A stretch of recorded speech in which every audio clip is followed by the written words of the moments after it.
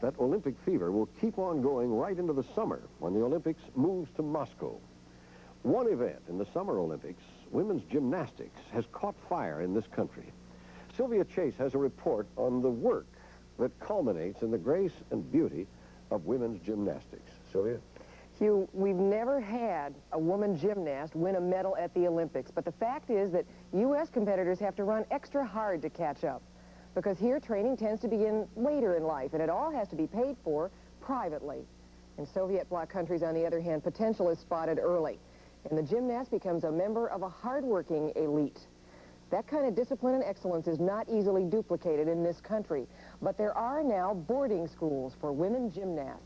It raised everybody's Olympic hopes when a student from one of those schools became the first American woman gold medalist in the World Championships. Not the Olympics, but the World Championships. It was the fall of 1978, Strasbourg, France. Watch this move, full twist, tremendous balance, something you don't think goes into Kathy Rigby from ABC Sports is the commentator. Again, another Stalter.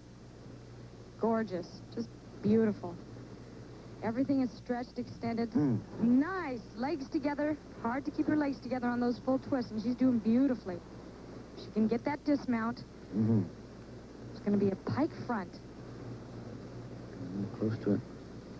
There it is. Beautiful, and she can do it. Sensational exercise by Marcia Frederick. The Americans don't seem to shake anymore. Not in this sport. It's taken a long This champion is the product of a Connecticut gymnastics school started 11 years ago by Muriel Grossfeld, herself a three-time Olympic competitor and past Olympic coach. What I'm trying to figure out is... Muriel is a dynamo, pushing her students and her coaches never to lose sight of the goal, the 1980 Olympics. But your head has to go with it, so you're still right. You want to be open behind somebody. Does that make sense? Okay. Keep your head up. When I started out in '64, I wanted to set up a situation where somehow whoever did gymnastics in this country could have equality, so to speak, with whoever did gymnastics in the Soviet Union and East Germany. And so that if an American gymnast went to the Olympic Games, a Marcia, that her chance would be the same as the world champion from the Soviet Union, Mukina's chance would be to win in terms of the kind of coaching they got and the kind of help and those things. State support of athletics in East Europe has developed athletes like Russia's Olga Korbut. At the 1972 Olympics, her gold medal performance gained a worldwide audience for women's gymnastics. In 1976, it was another East European, Nadia Comaneci of Romania. And Muriel hopes one of her girls will be 1980's idol. Nothing with the bottom leg. Okay. In June, we went with Muriel to the University of Utah, where 3 of her students were among the 24 top women gymnasts in the country, competing in the qualifying finals for World Championships. With her were Leslie Russo, 16, Linda Tardiff, 17, and gold medal winner Marcia Frederick, 16. The girls competed in 4 events, floor exercises. I just want you to get better every time, and you still rush yourself. The vault. Oh, Linda. The uneven bars. Okay, I want to talk to you about the full term because I didn't want to hound your case earlier. Number 1, slower. And the beam. By the mid-teens, these gymnasts are at their peak. Stoy.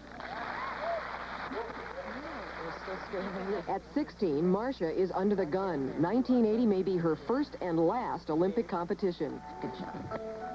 Marcia and her coaches cannot afford to let up. The Grossfeld School is one of the first of its kind in the United States. Girls as young as 11 years old live at Muriel's farmhouse, where she can supervise training, meals, and attitudes. Muriel sends the girls to a private school, but they get out early every day and come home to practice because their lives revolve around workouts and competitions.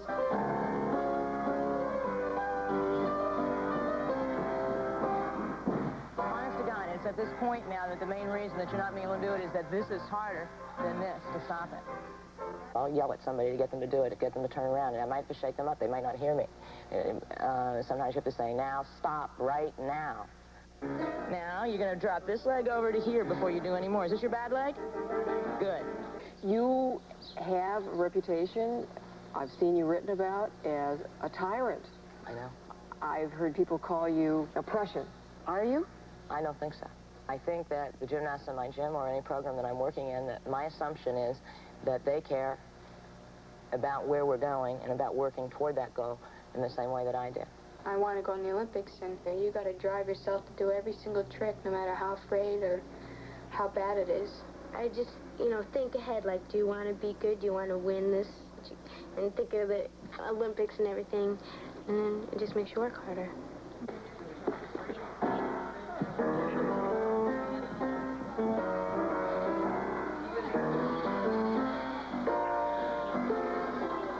They do work hard. Coaches and girls alike. 5 hours a day, 5 days a week. Analyzing every step, every stretch, every flaw. But with lots of help. All working toward the same goal, perfection in form and movement. You feel like quitting ever? No. Never? I get mad and I'll get frustrated, but I'll never quit.